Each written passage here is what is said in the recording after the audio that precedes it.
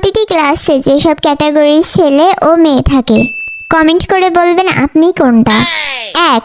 কিছু ছেলে সারাক্ষণ মেয়েদের সাথে আর কিছু মেয়ে সারাক্ষণ ছেলেদের সাথে গল্প করায় ব্যস্ত থাকে। 2. কয়েকটা এলিয়েন থাকে যারা নিজের বাবা মায়ের নাম ভুলে গেলেও স্যারের অ্যাসাইনমেন্ট করতে ভোলে না। 3.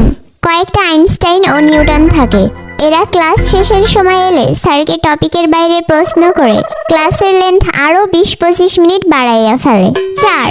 কিছু কাপাল থাকে, এরা ক্লাসে আসে শুধু প্রেম করতে। 5. কয়েকটা থাকে তারা সারা রাত ধরে ফোন টিপে ক্লাসে এসে ঘুমায়। 6. আবার কয়েকটা থাকে এরা কারোর সাথে কথাই বলে না, চুপচাপ সবার তামাশা দেখে। 7.